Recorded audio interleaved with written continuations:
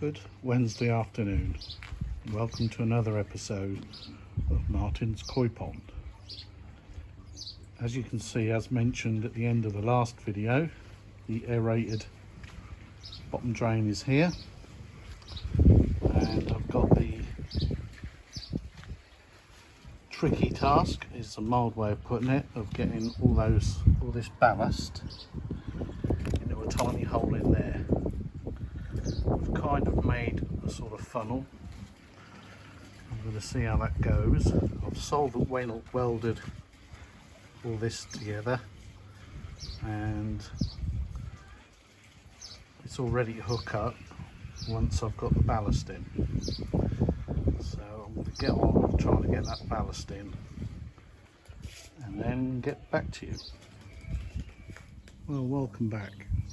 And there were a few teething issues, but we have it running, and it's quite a vortex of air really.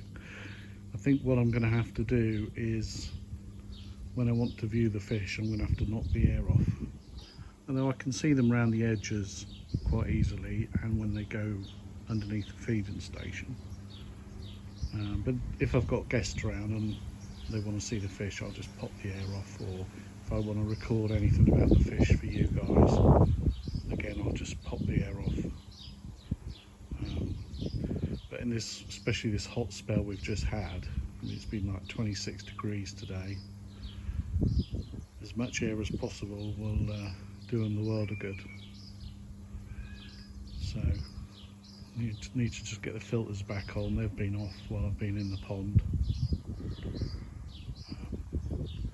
Fish are all around that far sort of end side, like they don't know what's going on. Right, get back to you in a bit when I do some more jobs. Welcome back. Still Wednesday. You can see here half of what was Big Bertha, and 3 new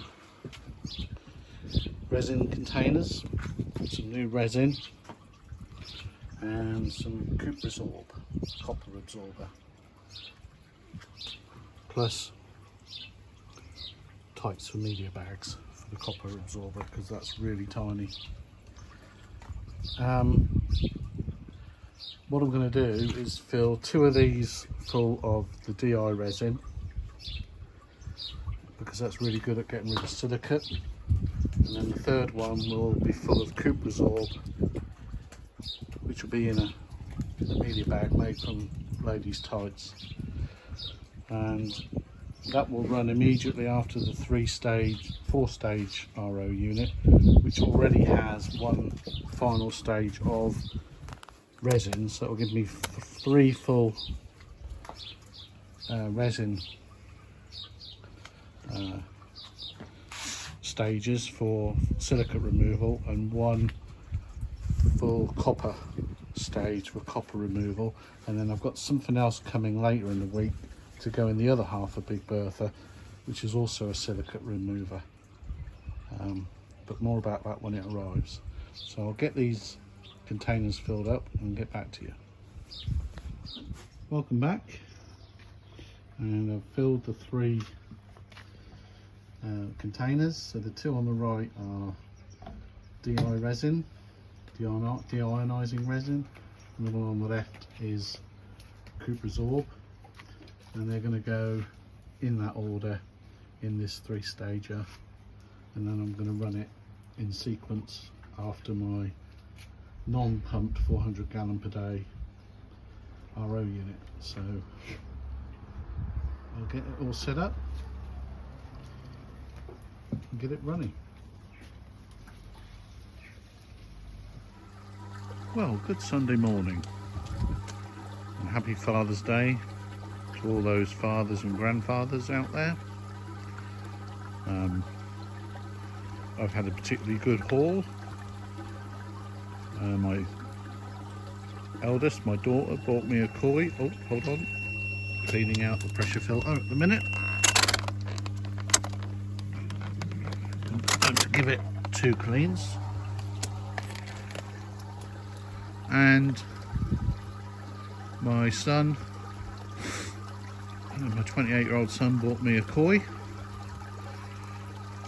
and my youngest, who's 18, got me a bottle of single malt whiskey. So I'm pretty happy with that as a Father's Day haul. Now, different angle, I'm stood behind the bamboo in the filter area, cleaning out, giving the pressure filter 2 clean cycles. Then I'm going to clean out the tray in the Screenmatic. Fish are all gone on the bottom because I'm stood here and they don't really like it. And new air diffuser dome is doing really well, really happy with that. And like I said, now my son bought me the new fish a couple of weeks ago for Father's Day, but my daughter bought me one yesterday, and I had said no more fish for the pond. Well, obviously I can't legislate for a present,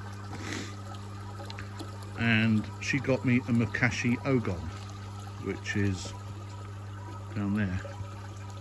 I wasn't really quite sure what it is, but the guys on the Discord, Discord group that some of us YouTubers are on, identified it for me, and it's called Sparkle. My granddaughter named it Sparkle, and that's quite apt for a metallic fish. So I'll stick a picture of it up after this clip so you can get a quick look at it, because when I was bowling it and everything yesterday, I totally forgot to film. So that being said, I'll catch you in the next clip.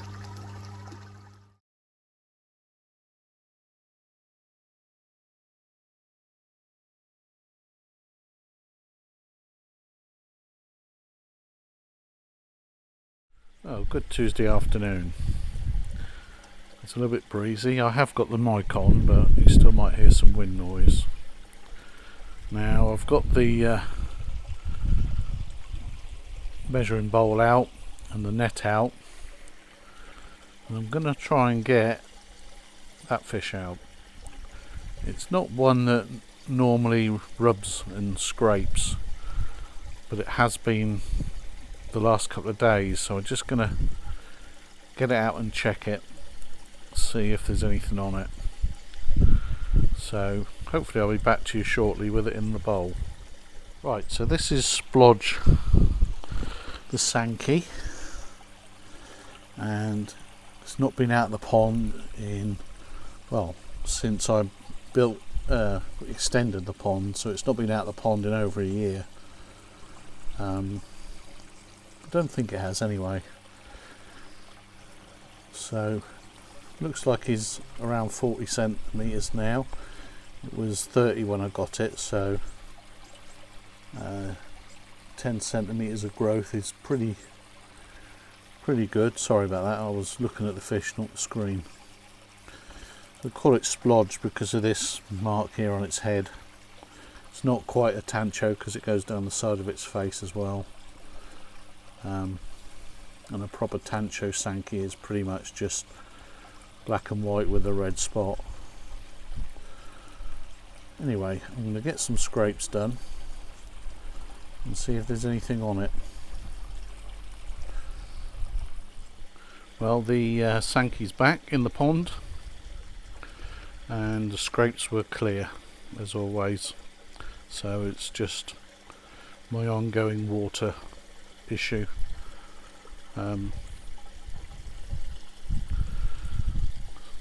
It's always a good thing though, isn't it, having a clear scrape rather than finding something.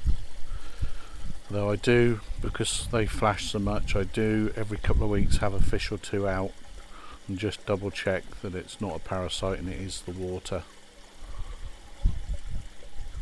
So I really would like to know exactly what it is in my water that is irritating them. Like I said, the test I had done, specialist test, suggested silicate, but well, all the stuff you read up on silicate says it's harmless to freshwater fish, but we do know that koi are particularly sensitive. So Anyway, we'll wrap this up here. Catch you in the next one. Good Wednesday afternoon and welcome back. Koi have just had their afternoon feed. Still a couple looking around for any scraps. But I'm now going to give the Screenmatic a good clean and kind of take you through it. So back in a sec.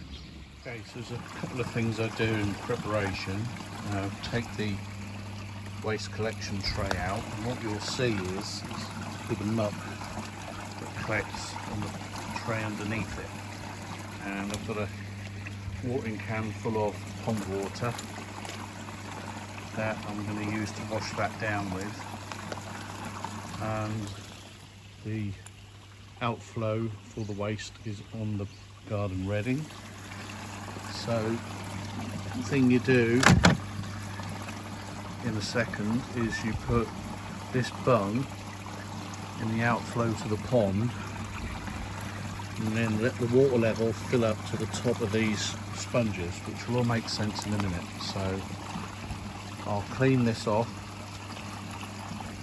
bung it, fill it up, and then get back to you. So there you go.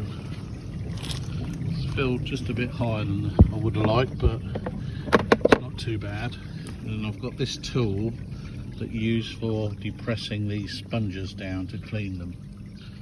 Now I'm not going to do that one-handed, but I'm going to do each sponge, drain it off, refill it, and then do each sponge again.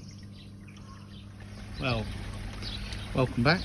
It's all cleaned and back up and running. So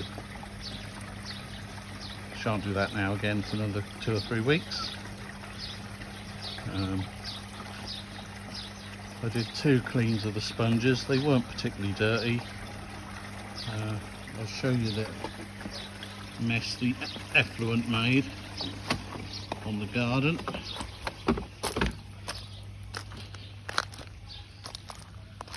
Just see some general muck there, but that will soon soak away and dry up. So that is the Screenmatic clean. Big sweet corn down there. Right, catch you in the next one. So that just about wraps up this week's video. I hope you liked the content. There was plenty going on this last week, and I'll let you know in the next couple of weeks how all the filters are working in relation to the fish flashing.